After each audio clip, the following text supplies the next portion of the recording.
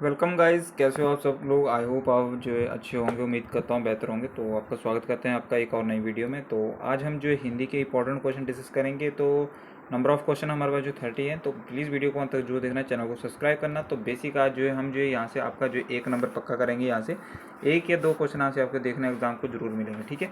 अगर आप जीवीटी टेट की तैयारी कर रहे हो, चाहे आप एंट्रांस की तैयारी कर रहे हो, तो आपका एग्जाम चाहे टीजीटी का होगा, किसी भी एग्जाम में आपकी हिंदी आती है, तो यहाँ से आपको ये एक या दो क्वेश्चन आपको देखने को जरूर मिलेंगे। तो प्लीज़ वीडियो को अंत तक जरूर देखना, चैनल को सब्सक्राइब कर देना, दोस्तों के साथ जरूर शेयर कर देना, ठीक है। तो जल्दी से आंसर बताएंगे पहले क्वेश्चन का कि भाषा की सबसे छोटी इकाई कौन सी है। अगर आपको उसकी पीडीएफ चाहिए तो पीडीएफ आपको टेलीग्राम चैनल पर मिल जाएगी, ठीक है। टेलीग्राम का लिंक आपको अबाउट सेक्शन में मिल जाएगा, वहाँ से जाके आप डाउनलोड कर सकते हो। भाषा की सबसे छोटी इकाई कौन सी है। शब्द है, मात्रा है, वर्ण है, या कोई नहीं है। जल्दी से आंसर बताएंगे। तो भाषा की सबसे छोटी इकाई हमारे पास जो ऑप्शन नंबर सी यानी कि वर्ण इसका राइट आंसर हो जाएगा, ठीक है। ऑप्शन नंबर सी जिसने भी लगाया हो बिल्कुल सही आंसर इसका हो जाएगा, ठीक है। क्वेश्चन नंबर 2 है गाइस हमारे पास जो है, आपको बताना है कि हिंदी भाषा में जो है कितने प्रकार के स्वर होते हैं। 14 होते हैं, 11 होते हैं, 13 होते हैं, 5 होते हैं। सभी ने पढ़ा है ये क्वेश्चन, तो बच्चे को पता होगा। तो उसका राइट आंसर हमारे पास क्या हो जाएगा। तो हिंदी भाषा में जो कितने स्वर होते हैं, तो 11 स्वर होते हैं। ऑप्शन नंबर बी जिसने भी लगाया बिल्कुल सही आंसर इसका हो जाएगा, ठीक है। क्वेश्चन नंबर 3 है, हिंदी भाषा में व्यंजनों की संख्या कितनी होती है। 21 होती है, 33 होती है, 36 होती है, 40 होती है। तो सही आंसर इसका क्या होगा गाइस। तो राइट आंसर इसका हमारे पास क्या हो जाएगा। तो ऑप्शन नंबर बी यानी कि 33 जो है याद रखेंगे। 33 कितने होते हैं, व्यंजन होते हैं। आपको बताना है कि वर्णमाला किसे कहेंगे। शब्द समूह को, वर्णों के संकलन को, शब्द गणना करने को, या वर्णों के व्यवस्थित समूह को। याद रखना वर्णमाला जो है वर्णों के व्यवस्थित समूह को जो है वर्णमाला कहते हैं। Option number D right answer इसका हो जाएगा। वर्णों के समुदाय को क्या कहते हैं। क्वेश्चन नंबर 5 है हमारे पास जो वर्णों के समुदाय को क्या कहते हैं। वर्णमाला, सर्वनाम, अक्षर या क्रिया। तो 5 का राइट आंसर हमारे पास ऑप्शन नंबर ए हो जाएगा, वर्णमाला कहते हैं। ऑप्शन नंबर 1 राइट आंसर इसका हो जाएगा। आपको बताना है कि व्यंजन और स्वर के जो संयुक्त रूप को क्या कहते हैं। वर्ण कहते हैं, ध्वनि कहते हैं, अक्षर कहते हैं, या वाक्य कहते हैं। तो व्यंजन और स्वर के संयुक्त रूप को क्या कहते हैं। तो जल्दी से आंसर बताएंगे। तो 6 का राइट आंसर ऑप्शन सी हो जाएगा, अक्षर कहते हैं। तो ठीक है, क्या कहते हैं, अक्षर कहते हैं। क्वेश्चन नंबर 7 है गाइस हमारे पास, हिंदी वर्णमाला में वर्ण कितने हैं टोटल। तो आपको बताना है 50 हैं, 52 हैं, 54 हैं, या 55 हैं। तो 7 का राइट आंसर हमारे पास ऑप्शन नंबर बी हो जाएगा, 52 इसका सही आंसर हो जाएगा। हिंदी वर्णमाला में वर्णों की संख्या कितनी है, 52 है। क्वेश्चन नंबर 8 आपके पास जो है, भाषा की सबसे छोटी इकाई कौन सी है। शब्द है, व्यंजन है, स्वर है, या वर्ण है। तो भाषा की सबसे छोटी इकाई कौन सी है। तो 8 का right answer option number D हो जाएगा, वर्ण इसका सबसे छोटी इकाई माना जाता है भाषा की। आइए नेक्स्ट क्वेश्चन देख लेते हैं। क्वेश्चन नंबर 9 हमारा आज शब्द की छोटी इकाई क्या कहलाती है। ठीक है, फिर बताएंगे शब्द की छोटी इकाई क्या कहलाती है। स्वर कहलाती है, व्यंजन, वर्ण, या आयोग वाह। तो 9 का राइट आंसर हमारे पास क्या हो जाएगा। तो ऑप्शन नंबर इसका राइट आंसर हो जाएगा। तो गाइज 9 का ऑप्शन नंबर बी वर्ण इसका सही आंसर हो जाएगा, ठीक है। नेक्स्ट हमारा क्वेश्चन है गाइज, आपको बताना है वर्णमाला में स्पर्श व्यंजन की संख्या कितनी होती है। तो वर्णमाला में स्पर्श व्यंजन कितने होते हैं। तो गाइज याद रखेंगे से ऐसे होते हैं ना, क ख ग घ। तो ये स्पर्श व्यंजनों की संख्या कितनी होती है। तो 25 होती है, ठीक है। ये मोस्ट रिपीटेड क्वेश्चन है, इसको याद रखेंगे। आपको बताना है नेक्स्ट हमारा क्वेश्चन है, क्वेश्चन नंबर 11, हिंदी वर्णमाला में व्यंजनों की संख्या कितनी होती है। तो याद रखेंगे व्यंजनों की संख्या हमारे पास जो ऑप्शन नंबर सी यानी कि ये तो फिर से रिपीट हो गया, 33 व्यंजन होते हैं। भाषा की सार्थक लघुत्तम इकाई किसे माना जाता है। शब्द, वर्ण, अर्थ, या मात्रा को। तो सारे विभागीय क्वेश्चन है, तो याद रखेंगे भाषा की सार्थक एवं लघुत्तम इकाई जो किसको माना जाता है, शब्द को माना जाता है, ठीक है। आइए नेक्स्ट क्वेश्चन देख लेते हैं हमारे पास। लिपि चिन्हों के क्रमबद्ध समूह को क्या कहते हैं। अक्षर कहते हैं, वर्ण कहते हैं, वर्ण समूह कहते हैं, ये वर्णमाला कहते हैं। तो 13 का राइट आंसर हमारे पास क्या हो जाएगा। लिपि चिन्हों के क्रमबद्ध समूह को क्या कहते हैं, मुझे इनको हम जो वर्णमाला कहते हैं, ठीक है। Option number D right answer हो जाएगा। नेक्स्ट क्वेश्चन का हमारे पास जो आपको बताना है कि हिंदी भाषा में ह्रस्व स्वरों की संख्या जो कितनी है।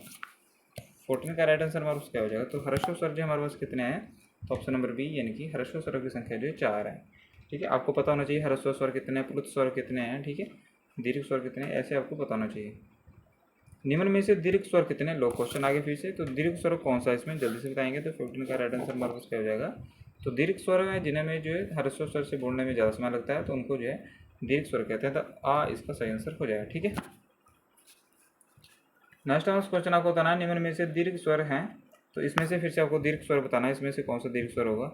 तो 16 का राइट आंसर हमारे पास क्या हो जाएगा। तो बड़ी ई इसका राइट आंसर होगा ई, जो ये आपका दीर्घ स्वर है। नेक्स्ट क्वेश्चन है 17 नंबर क्वेश्चन हमारे पास, कौन सा इसमें जो मूल रूप से दीर्घ स्वर नहीं है, तो इसमें नहीं पूछा है तो जल्दी से आएंगे, इसमें दीर्घ स्वर नहीं है, कौन सा नहीं है, तो ओ हो हमारे पास जो दीर्घ स्वर नहीं है, ठीक है, याद रखेंगे। आपको बताना है प्लुत स्वर कौन सा है इसमें।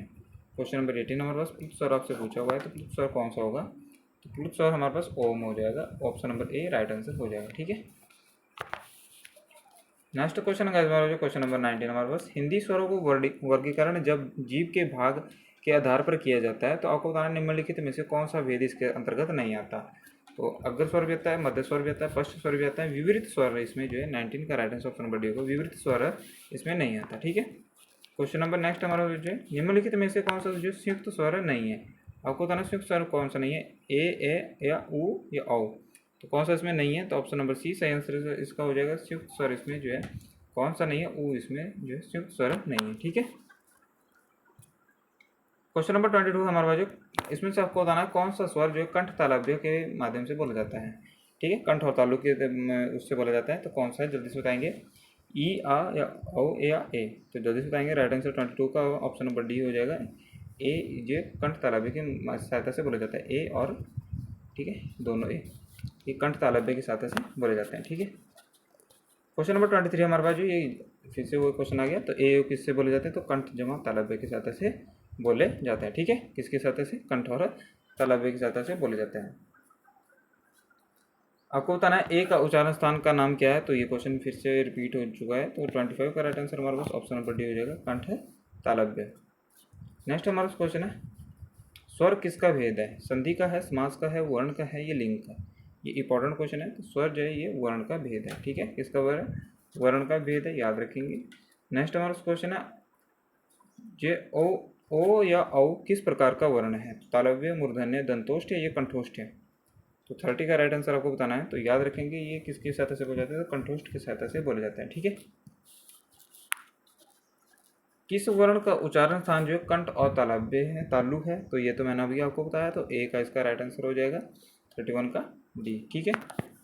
नेक्स्ट हमारा क्वेश्चन है, घ का उच्चारण स्थान कौन सा है, मूर्धा है, कंठ है, तालु है, ये दंत है, जल्दी से बताएंगे, तो घ का उच्चारण स्थान कौन सा है, तो 32 का राइट आंसर हमारे पास ऑप्शन नंबर बी हो जाएगा, यानी कि जो कंठ से जो घ बोला जाता है, ठीक है। कवर्ग जो है पूरा किस में आता है, कंठ में आता है, कवर्ग क ख जो भी होता है इसमें क ख ग, ठीक है, ये किस में आता है, कंठ में आता है, ठीक है, याद रखेंगे। आइए नेक्स्ट देख लेते हैं हमारे पास जो निम्न में से कंठ वर्ण कौन सा है, तो ये मैंने अभी आपको बोला कि कवर्ग में जो है इसमें कवर्ग तो है नहीं, आपको बताना है इसमें से जो स्वर कंठ कौन सा आएगा, ऊ आएगा, अ आएगा, ई आएगा या बड़ी ई आएगा, तो 33 का राइट आंसर हमारे पास option number B right answer हो जाएगा, अ इसका सही आंसर हो जाएगा, ठीक है। टवर्ग का उच्चारण स्थान कौन सा है, कठोर तालु या ओष्ठ या मूर्धा या दंत, तो टवर्ग में कौन सा बोला जाता है, तो टवर्ग जो है, तो 35 का right answer option number C हो जाएगा, मूर्धा की सहायता से जो है टवर्ग बोला जाता है, ठीक है। नेक्स्ट हमारा क्वेश्चन है 36, हिंदी में मूर्धन्य ध्वनि कौन सी है, तो अभी आपको बताया गया है, इसका राइट आंसर क्या होगा, टवर्ग यानी कि ट ठ ढ ढ, ठीक है, ये मूर्धन्य ध्वनि। तो गाइस ये थे आपके हिंदी के इंपॉर्टेंट क्वेश्चन, यहाँ से क्वेश्चन आपको एग्जाम में जरूर पूछा जाएगा यहाँ से, क्योंकि ये वर्णमाला से क्वेश्चन यहाँ पे जो है कहीं से आपका जो है ये पूछा जा सकता है कि ध्वनियाँ जो किस प्रकार कहाँ से जो है उनकी साउंड आती है, तो ये भी आपसे पूछा जा सकता है, और किसी भी प्रकार का आपसे क्वेश्चन पूछा जा सकता है, चाहे दीर्घ स्वर हो, चाहे ह्रस्व स्वर हो, चाहे आपका संयुक्त स्वर हो, किसी प्रकार से आपसे क्वेश्चन पूछा जा सकता है। तो मैंने जो है आपके लिए इंपॉर्टेंट क्वेश्चन जो है यहाँ पे करवा दिए गए हैं, बाकी अगर आपको जो फिर से आपको कोई और इसमें क्वेरी रह जाती है तो मैं आपको नई वीडियो में आपको करवा दूंगा, ठीक है। तो ऐसे ही बने रहिए, चैनल को सब्सक्राइब कर दीजिए, धन्यवाद, जय हिंद, जय भारत।